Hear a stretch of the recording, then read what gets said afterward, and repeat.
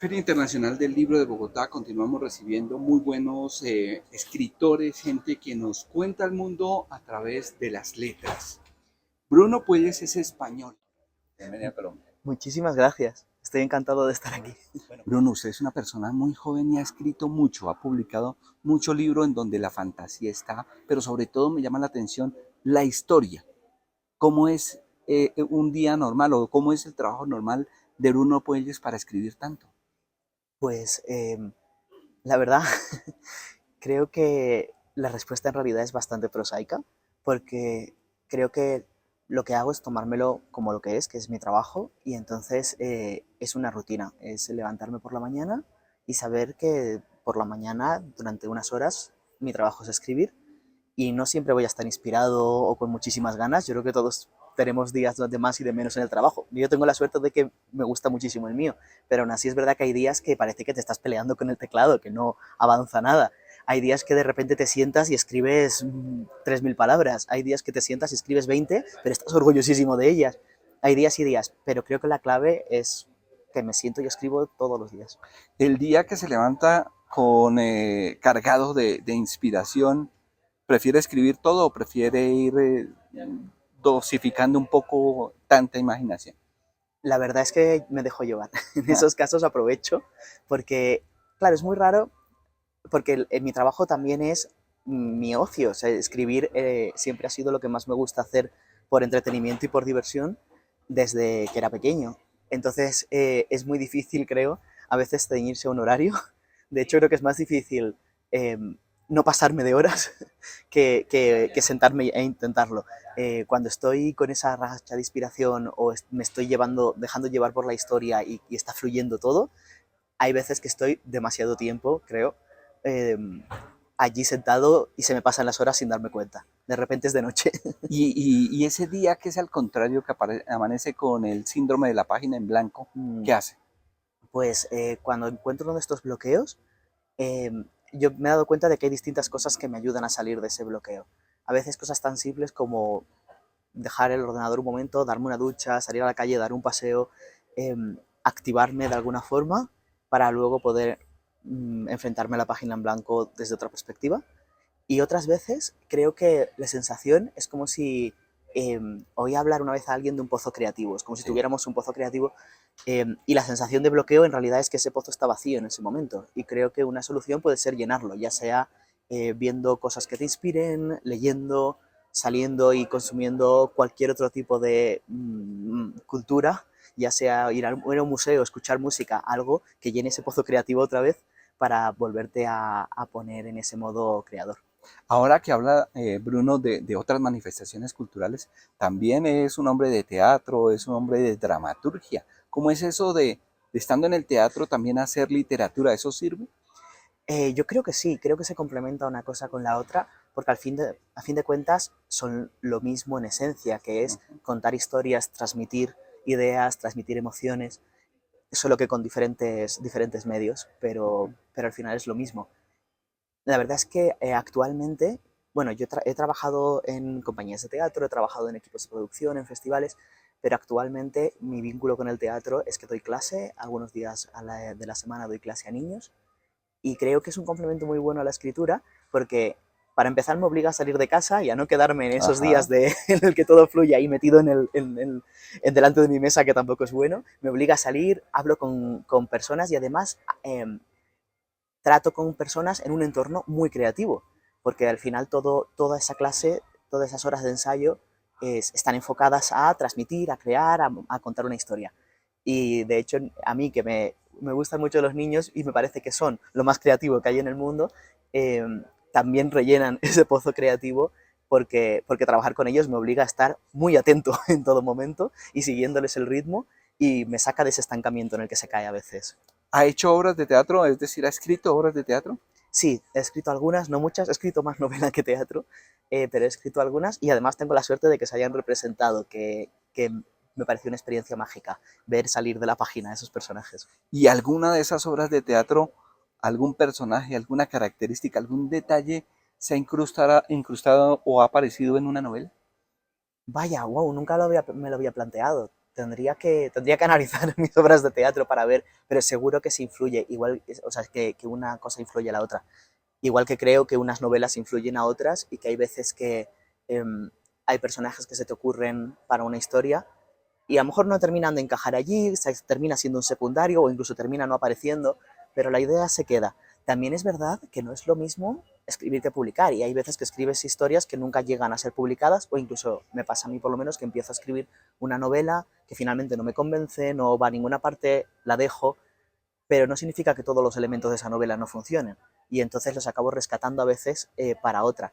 De hecho, en las tres despedidas de Georg Khan, eh, el personaje de Hugo no es que sea el mismo personaje, pero está inspirado muy claramente para mí en el personaje de una novela que escribí cuando tenía 18, 19 años y que está escrita, pero no está publicada ni se va a publicar nunca, porque aunque me sirvió para practicar para escribir, no funciona como novela.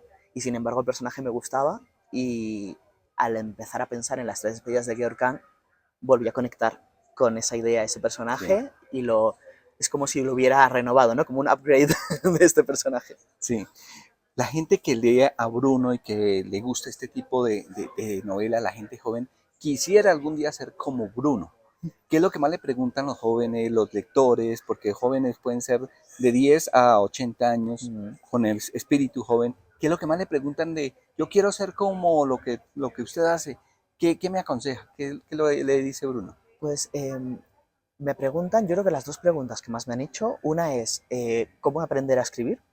Que para mí la respuesta es leyendo mucho, leyendo mucho, leyendo de todo. Además, ni siquiera creo que haga falta que todo lo que se lea sea muy bueno, Ajá, porque además, qué es bueno y qué no es una cosa también un poco subjetiva, porque creo que también se aprende, a mí yo creo que he aprendido también de leer novelas que no me han gustado, personalmente a mí, y que me hacen pensar, no me ha gustado, ¿por qué? ¿Qué es lo que hubiera hecho yo en lugar de esto? Y eso también me hace evolucionar como escritor. Em, y luego también creo que para aprender a escribir es importante escuchar eh, a las personas de tu confianza, en cuyo criterio tú confíes, que critiquen tu obra. O sea, escuchar, porque creo que muchos nos ponemos un poco a la defensiva de primeras porque llevas muchos meses trabajando en esto y te viene alguien a decir, pero esta parte no me ha gustado.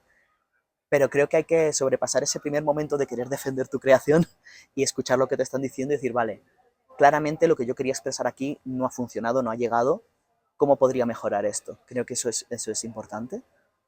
Y luego la otra pregunta que me hacen a veces es cómo llegar a publicar. ¿No? Es personas que ya escriben y que tienen a lo mejor un manuscrito o más, pero no han publicado y me preguntan. Y mi respuesta es no desanimarse, porque creo que es difícil, a mí me resultó difícil.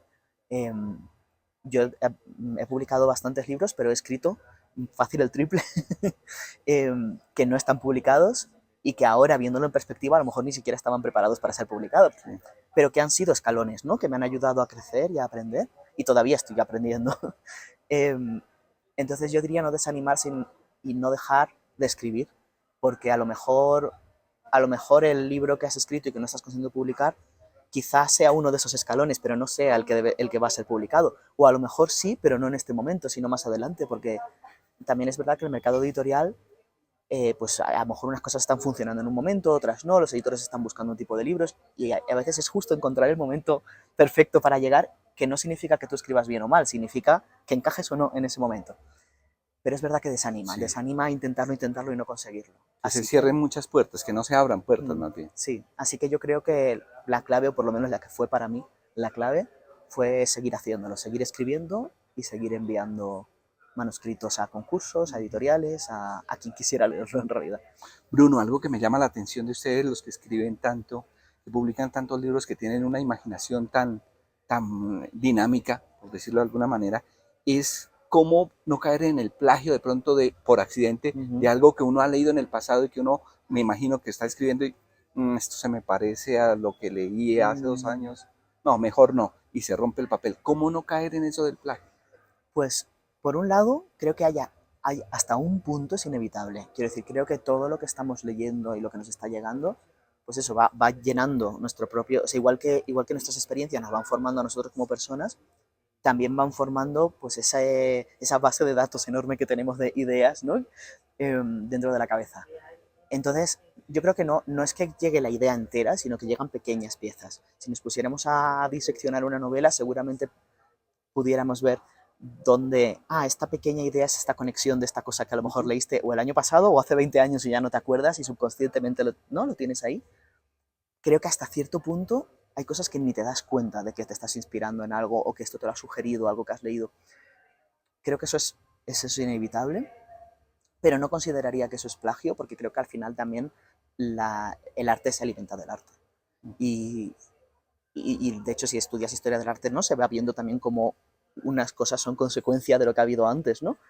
Eh, pero claro, no es coger la historia entera y hacerlo igual, sino coger una cosa que a ti te ha sugerido algo distinto a lo mejor, ¿no? Y llevarlo a tu terreno.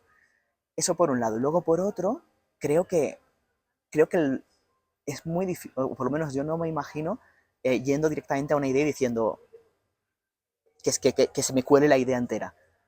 Creo que eso solo pasaría si te faltan ideas. Ujú. Pero a mí me pasa, y hablando con otros escritores y otras escritoras me han comentado lo mismo, con otros compas, eh, que mi problema nunca es que me falten ideas, mi problema es tener demasiadas y no tener tanto tiempo para escribirlas. Como una represa. Es terrible. Ajá. Y claro, es muy difícil no distraerse. Yo creo que ahí el peligro está en que tú estés trabajando en algo y de repente se te ocurre otra idea y te vas a esa.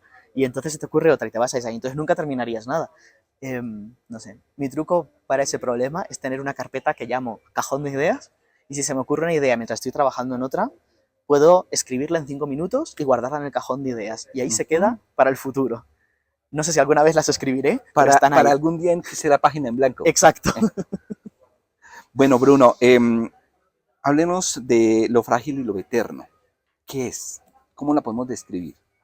Lo frágil y lo eterno para mí es una historia que habla de esos momentos en los que tú tienes un futuro planeado y tienes clarísimo cómo va a ser, ¿no? Cómo va a ser Ujú. tu vida, cómo vas a seguir. Eh, y de repente pasa algo que no te esperabas y que lo cambia todo. Y ese futuro ya no es posible. Y habla de esa sensación, de ese momento en el que sientes como que has llegado a un callejón sin salida y que aquí acaba todo. Y como el único futuro que veías era el que habías planeado, piensas que ya no tienes ningún futuro, que se acaba aquí tu vida. Pero ese también es un punto en el que a lo mejor lo que hay que hacer es cambiar de dirección y quizá no sea eso, no sea el final del camino, sino simplemente un cambio de rumbo y ese nuevo futuro que se puede crear no tiene por qué ser peor que el primero, no, a lo mejor solamente es distinto, tampoco digo que sea mejor, es simplemente otro.